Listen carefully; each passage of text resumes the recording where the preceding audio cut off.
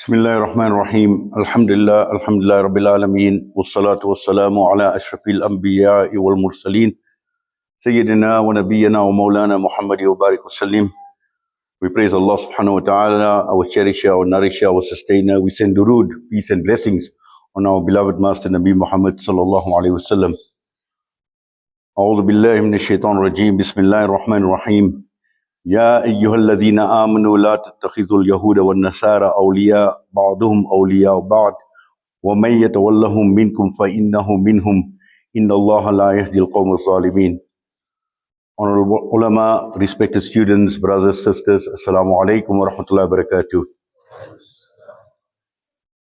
Now, many of us know already from this ayah from Surah Al-Ma'idah, and many of us know the literal translation of this ayah where Allah subhanahu wa ta'ala reminds us, O you who believe, do not take the Jews and the Christians as friends. Each of them are protecting allies within their own, and the one amongst you who turns to them as protecting allies, then he is one of them. And truly, Allah does not guide the wrongdoing people. Now, right away from this literal translation, we must emphasize that there is no problem with keeping friends or casual friendships and cordial acquaintances with people of different faiths and people who are not Muslim.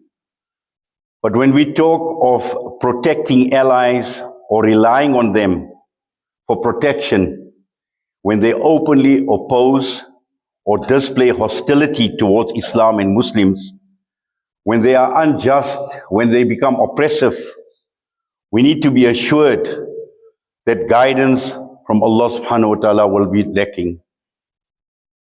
Now Allah subhanahu wa ta'ala doesn't forbid us as Muslims from showing kindness, dealing justly, and also maintaining good relations with people.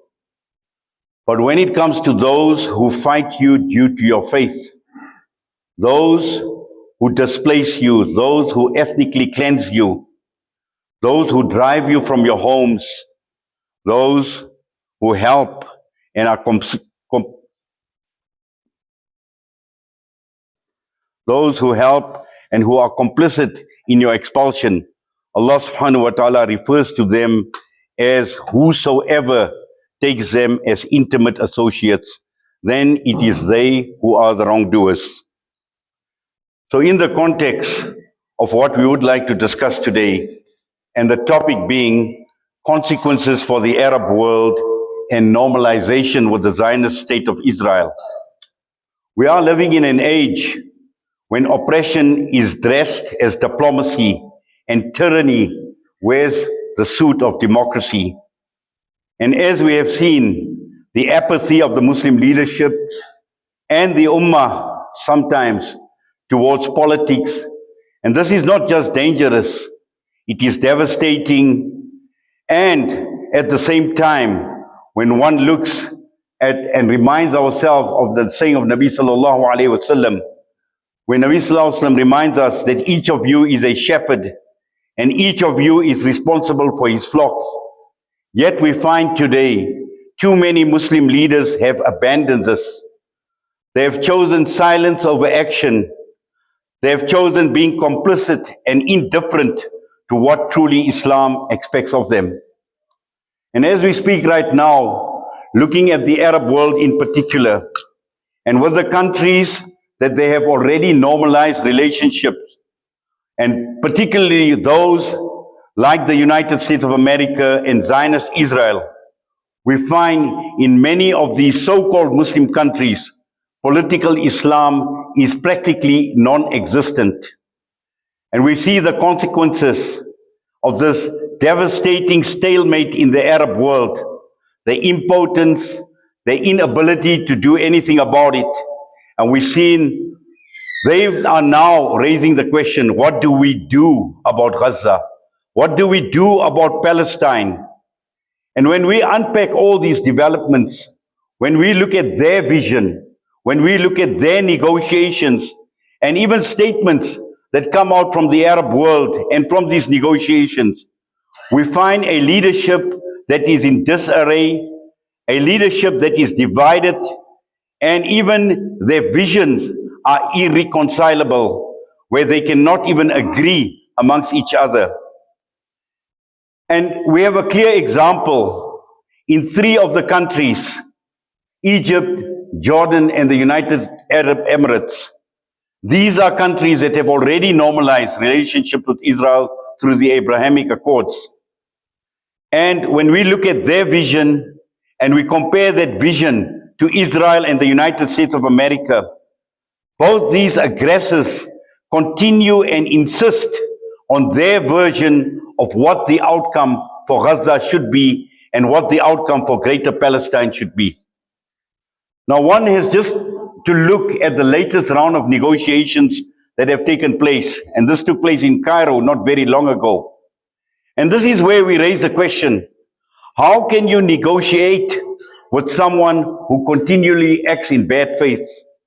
How do you negotiate with someone who is hell-bent on destruction?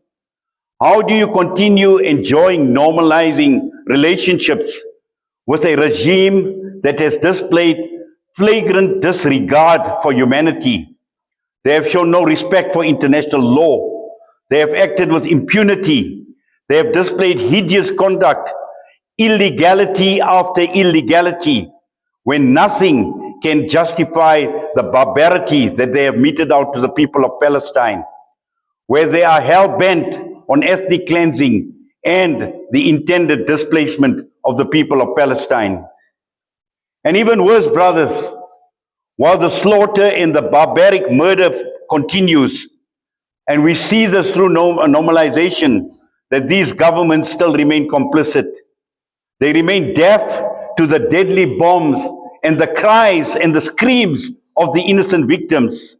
They remain blind to the savagery and the most horrific scenes in human history. And to add insult to the sickening exploitation of Palestinians in their darkest of hours. And as a matter of interest, just a few days ago, on the 28th of April, the Egyptian security sources, they signaled what they called a significant breakthrough towards a long-term truce. But again, instead of calling out the Zionist entity for what it is, there were calls that were made to Hamas to disarm. And this is what they did. They played right into the hands of the aggressor. And at the same time, we know Israel has been demanding that this is a non-negotiable as far as Hamas is concerned and disarming Hamas goes. And to add insult, we also heard from Mahmoud Abbas from the Palestinian Authority, who last week called out to Hamas and he called them the sons of dogs. This is the reality on the ground when we talk of our so-called Muslim leadership, our so-called Muslim brothers. And until now, this obviously raises many, many other questions. We know that the Arab world is desperate. They are desperately trying to find some sort of a balancing act on how to manage this crisis in Palestine. And when we talk about these three countries I mentioned earlier, Egypt, the UAE, and Jordan, all three of them, as we sit right now, are in a very, very precarious situation. All three of these countries fear for their very own existence. And while we find Egypt and Jordan, they are faced with a nightmare where they could possibly inherit millions of displaced Palestinians, which is what Netanyahu, which is what Donald Trump has been pushing for. Also, we need to understand that against this hardline stance on the part of Netanyahu and Israel, the Arab world is a divided landscape. It is a fractured landscape. And for the simple reason is they are competing with each other. They have competing visions over Hamas. They have competing assessments and analysis over Hamas and the political future of Gaza. And at the heart of all of this, we find that many Arab countries are hell-bent on crushing political Islam domestically. When you look at Egypt and Jordan, both these countries are navigating through a very, very treacherous path. Both these countries continue throughout the genocide to uphold their alliance with the United States, and they continue upholding this peace treaty with Israel. While at the same time, we know what is happening in those countries. They are facing intense domestic anger over their complicity in the genocide, and also at the same time, people have come to terms with what their governments are like, and also through the actions of Israel and US policy. Now, in sharp contrast to both Egypt and Jordan, when one looks at the United Arab Emirates and what is their approach is shaped by an ideological commitment to eradicate political Islam. What they have also done is they have been advancing their own influence once they had signed and when the Abrahamic Accords had taken place. When we look at the UAE view on Hamas, they view Hamas as a Muslim Brotherhood offshoot, as an entity that needs to be eliminated, an entity not to be engaged with. And to add to this, their stance towards Hamas manifests primarily through the preconditions they have actually made, that as far as reconstruction is concerned, we will not provide any funds for reconstruction until Hamas is there. And until now, we've seen that the demand from the UAE, which has been to eliminate and to exclude Hamas from power, and there are even reports that indicate that the UAE has actively lobbied the Trump administration to torpedo even Egypt's construction plan.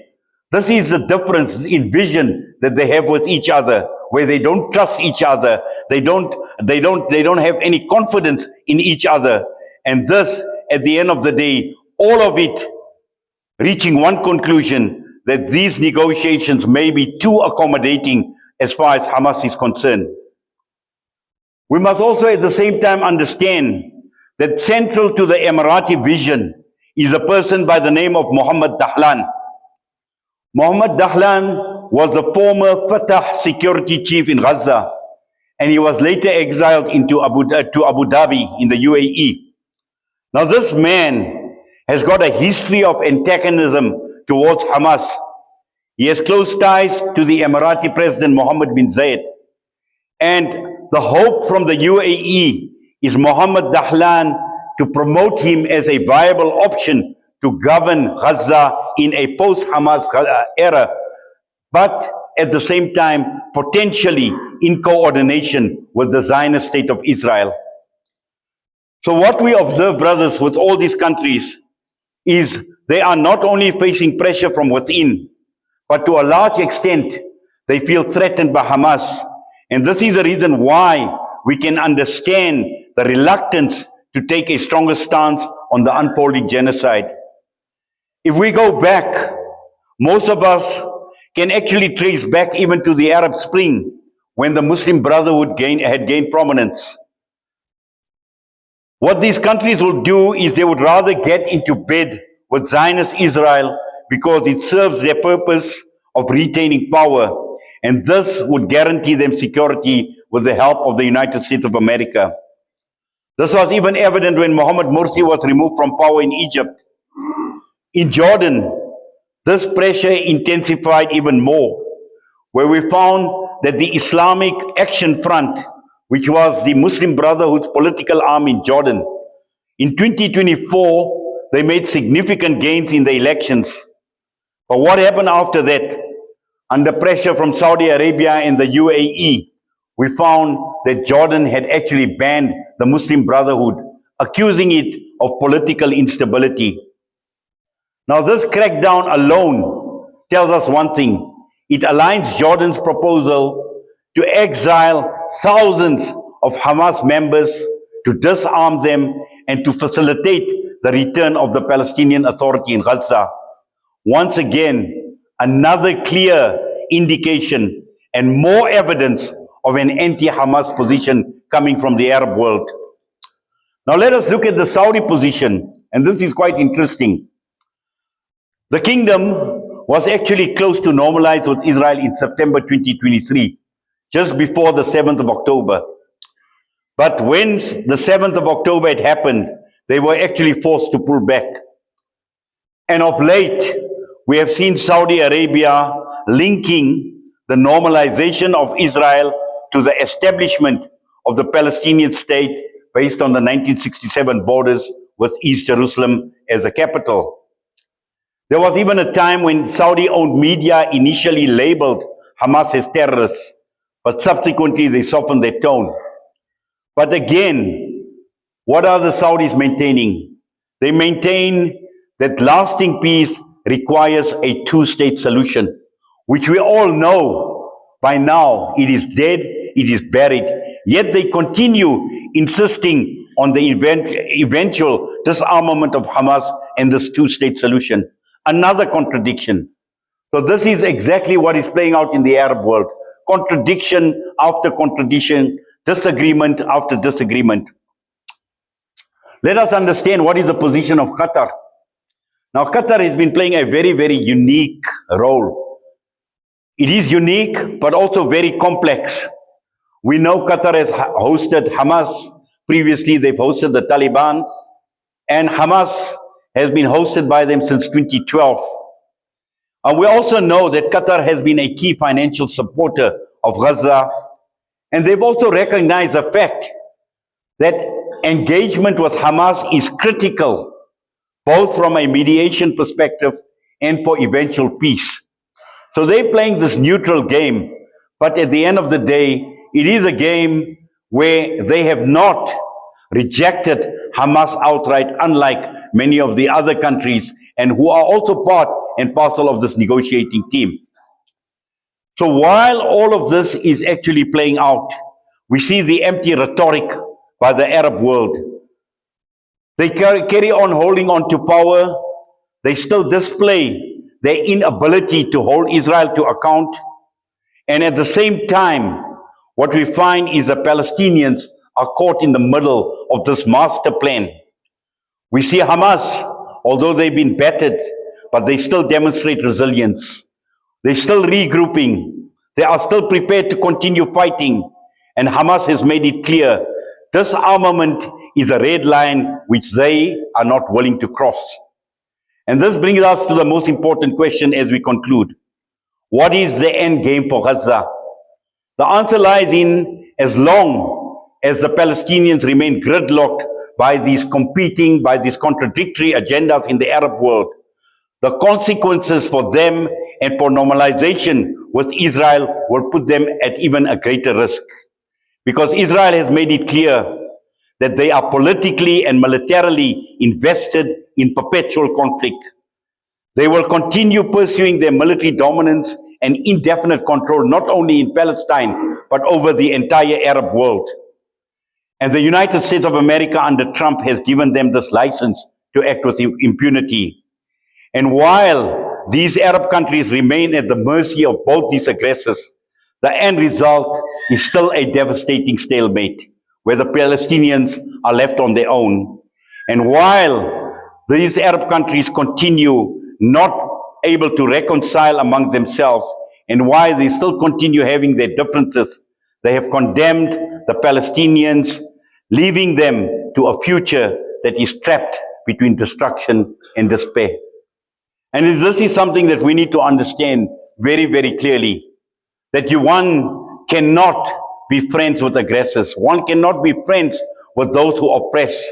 One cannot be friends with those who carry out injustice after injustice.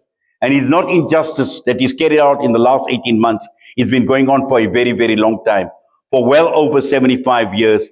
And this may, at some point in time, will come to bite these Arab nations. This normalization could have disastrous consequences for them, and they are doing it at their own peril. We make dua that Allah subhanahu wa ta'ala grant us the understanding, but more importantly, we make dua that Allah subhanahu wa ta'ala grant us the ability not only to make dua, but to be able to raise our voices, to be able to speak truth to power, to be able to do whatever we can within our capacity, and also making dua that Allah subhanahu wa ta'ala grant ease and Allah subhanahu wa ta'ala grant freedom to the people of Palestine, inshallah. And may we see their liberation in our lifetime. Wa ma alayna illa al balagh.